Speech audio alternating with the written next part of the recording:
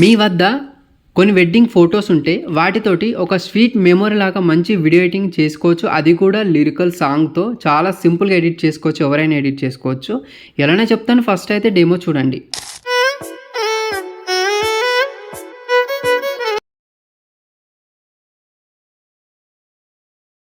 మీరు full reel చూడాలనుకుంటే నేను ఆల్రెడీ ఇన్స్టాల్ అప్లోడ్ చేశాను అండ్ టెలిగ్రామ్ ఛానల్లో కూడా అప్లోడ్ చేశాను. ఈ రెండింటి లింక్స్ డిస్క్రిప్షన్లో ఉంటాయి, చూడండి. ఫస్ట్ ఈ వీడియోని మీరు ఎడిట్ చేసుకోవాలనుకుంటే మీ మొబైల్లో ఎలైట్ మోషన్ ఇన్స్టాల్ అయ్యి ఉండాలి. అలాగే దీనికి సంబంధించిన మ్యూజిక్ అండ్ XML ఫైల్స్ అన్నీ కూడా డిస్క్రిప్షన్లో లింక్ మెన్షన్ చేస్తాను. ఆ స్టెప్స్ ఫాలో అయ్యి వాటిని డౌన్లోడ్ చేసుకోండి. ఫస్ట్ ఎలైట్ మోషన్ ఓపెన్ చేసిన తర్వాత ఈ విధంగా ఓపెన్ అవుతుంది. ఇక్కడ టెంప్లెట్స్ పైన క్లిక్ చేయండి.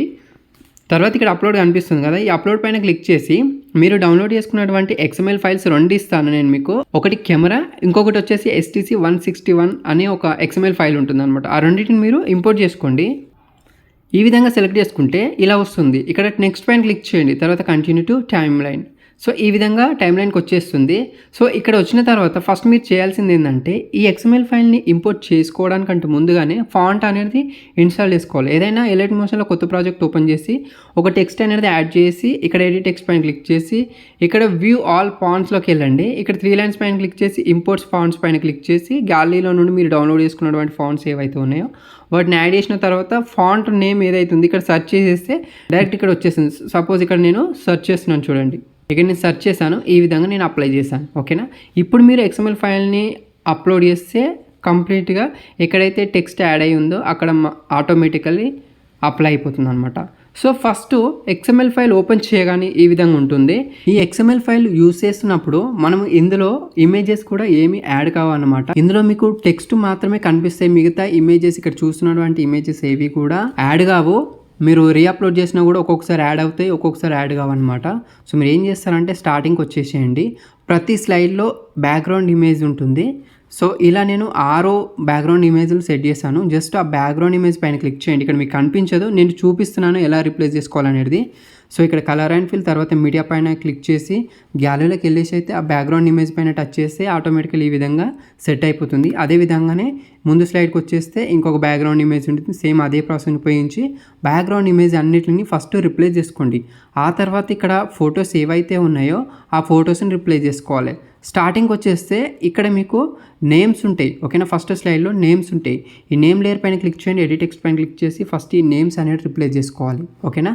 రిప్లేస్ చేసుకున్న తర్వాత ముందుకు వచ్చేస్తే ఇక్కడ ఫొటోస్ స్టార్టింగ్ ఉంటాయి. ఓకేనా. థర్డ్ స్లైడ్ నుండి ఫొటోస్ ఉంటాయి.